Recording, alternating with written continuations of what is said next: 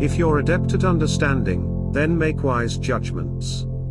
No human quality truly opposes justice, unlike pleasure, which is tempered by self-control. Misfortune is born from perception. Believe you're unharmed, and you'll remain unaffected. What is this self?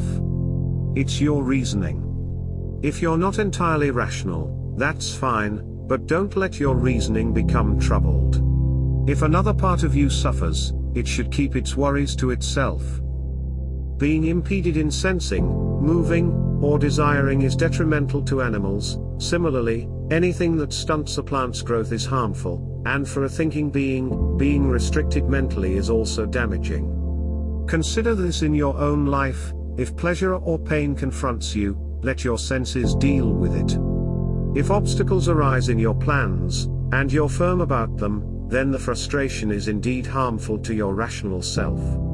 However, if you accept life's natural flow, then no real obstruction or damage has occurred to you. No one can constrain the soul, and it remains untouched by fire, sword, slander, or tyranny, just as a sphere remains perfect once formed.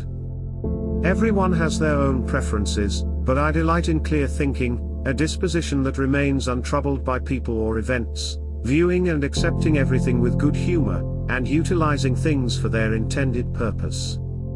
Use your time wisely while you have it. Those who obsess over fame fail to realize that future generations will be similar to those they currently find troublesome, and they are just as mortal. So, what significance do the clamor and opinions of such fleeting beings hold for you? No misfortune can occur to a person that isn't aligned with their inherent nature. This is true for all beings, whether animal, plant, or inanimate object.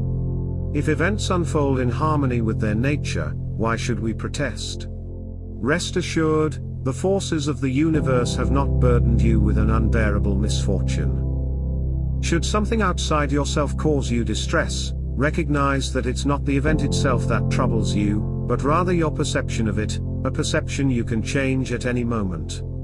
And if you're unhappy with your state of mind, what's stopping you from changing your thoughts? Moreover, if you're upset because you're not fulfilling your responsibilities, it's better to act than to lament your inaction. If you face an overwhelming challenge, don't torment yourself over it, as you're not to blame. You might think life isn't worth living if you can't accomplish this task. If that's the case, then be at peace with departing this life, as calmly as if you were busy with tasks, and don't hold a grudge against those who let you down. The mind is unconquerable when it turns inward and relies on its own bravery. In such a state, it cannot be compelled, even if stubbornness is its only defense. Imagine, then, its power when it's reinforced by reason and thoughtful consideration. A mind free from passion is like a fortress, offering the ultimate protection. There, we can take refuge and stand against our foes. Anyone who hasn't realized this strength is unaware, and anyone who fails to utilize it is truly unfortunate.